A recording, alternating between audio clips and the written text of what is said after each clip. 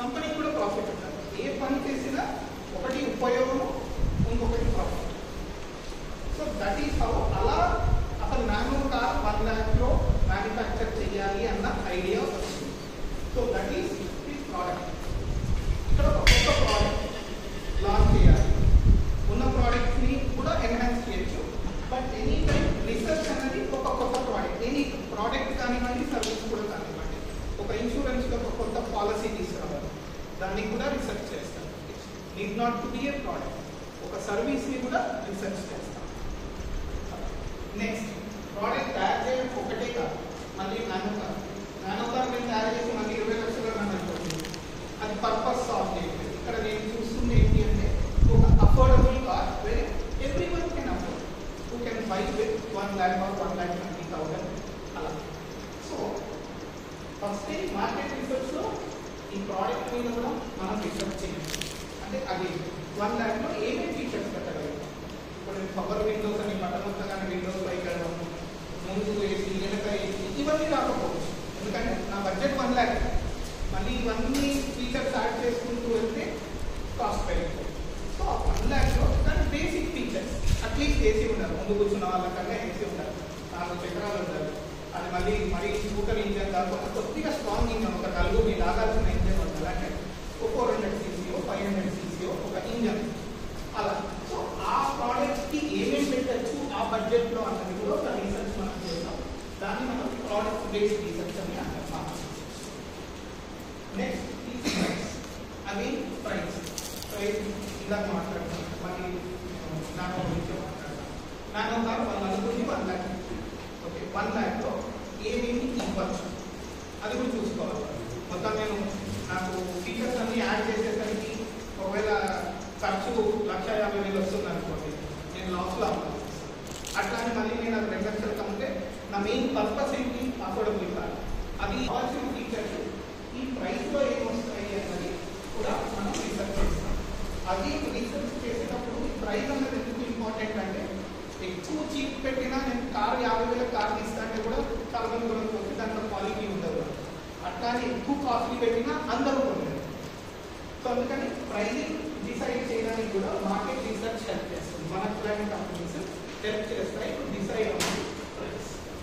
Next వచ్చేసి promotion. So promotion అంటే ఎలా అమ్మాలి, ఎవరికి అమ్మాలి. సో నాకు తెలిసి ఇక్కడ ఎవరికి అమ్మాలి అన్నది నాకు తెలుసు. అఫోర్డబుల్ కార్, సో బయట కొద్దిగా డబ్బులు మిడిల్ క్లాస్ వాళ్ళు కొంటారు, అట్లానే హై క్లాస్ వాళ్ళ దగ్గరికి వెళ్ళాల్సిన అవసరం లేదు, అలా. సో ఇది ప్రమోషన్లో ఇంకా ఏమవుతుందంటే అడ్వర్టైజ్మెంట్ ఎలా క్రియేట్ చేయాలి. బికాస్ నా టార్గెట్ రెస్పాండెంట్ ఇప్పుడు నాకు అనుకున్నట్టు మిడిల్ క్లాస్, సో వాళ్ళకి తగ్గట్టు వాళ్ళకి అర్థమయ్యేటట్టు నేను అడ్వర్టైజ్మెంట్ క్రియేట్ చేయాలి. సో ఆ అడ్వర్టైజ్మెంట్ క్రియేట్ చేసిన తర్వాత అవి మా దగ్గరకు వస్తాయి, నేను టెస్ట్ చేస్తాను. ఓకే, ఈ అడ్వర్టైజ్మెంట్ మీరు అనుకున్నట్టు మిడిల్ క్లాస్ వాళ్ళకి అర్థమవుతుందా, నా టార్గెట్ ఆడియన్స్కి అర్థమవుతుంది.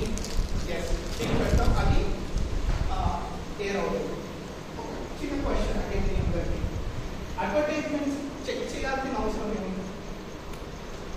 అనేది ఇంట్రెస్టింగ్గా ఉండాలి, ఫస్ట్ షార్ట్గా ఉండాలి. ఎందుకంటే మీరు అడ్వర్టైజ్మెంట్ 2 నిమిషాలు అంటే ఎవరు 30 seconds. సేమ్ ఇంకొక వచ్చి కాస్ట్. టీవీలో ప్రైమ్ టైంలో రాత్రి 9 గంటలకి లేకపోతే సండే 10 గంటలకి ఒక అడ్వర్టైజ్మెంట్ చేయాలి అంటే వాళ్ళు లక్షల్లో తీసుకుంటారు. సో తక్కువ టైంలో కరెక్ట్ మెసేజ్ ఇవ్వాలి. ఎందుకంటే మీరు టీవీలో ఐపీఎల్ మ్యాచ్ వస్తుంది, ఒక అడ్వర్టైజ్మెంట్ ఉంటుంది, దగ్గర 10-20 సార్లు వస్తుంది. ఆ 10-20 సార్లు ఒక్కొక్కసారికి వాళ్ళు లక్షల్లో తీసుకుంటారు. సో అంత డబ్బు ఖర్చు పెట్టుకున్నందుకు షార్ట్ అండ్ క్రిస్ప్. ఎంత పెద్దగా ఉంటే అంత డబ్బు. 1 సెకండ్ అయితే 10 సెకండ్లు అయితే 10 లక్షలు, 20 సెకండ్లు అయితే 20 లక్షలు అలా తీసుకుంటాం. సో మనం ఈ ప్రమోషన్లో అదే మళ్ళీ చూసి ప్రైసింగ్ చూసి కరెక్ట్ అడ్వర్టైజ్మెంట్ లాంచ్ చేసి డబ్బులు తక్కువ ఉంటాయి, వాళ్ళకి మెసేజ్ కూడా కరెక్ట్గా వెళ్తుంది. అందుకనేసి అడ్వర్టైజ్మెంట్ అన్నది మనం అలాంటి మార్కెట్ రీసెర్చ్ ఏజెన్సీస్కి పంపిస్తారు. మేము టెస్ట్ చేసి ఒక 30 సెకండ్స్ యాడ్ ఇచ్చారనుకోండి, ఒక కొన్ని రిపీటెడ్ ఉన్నాయి, ఈ 10 సెకండ్స్ కట్ చేయండి, ఈ 20 సెకండ్స్లో మీ మెసేజ్ వెళ్తుంది, కమ్యూనికేట్ చేస్తున్నారు అని మేము అట్లాంటి సజెషన్స్ ఇస్తాం. లేకపోతే ఇప్పుడు ఒక యాడ్ తీశారు కానీ వాళ్ళు చెప్పింది ఏంటి అంటే నాలోకి యాడ్ తీశారు కానీ అది రిలవెంట్గా లేదు అనుకోండి, నేను చెప్తాను బాబు రిలవెంట్గా లేదు,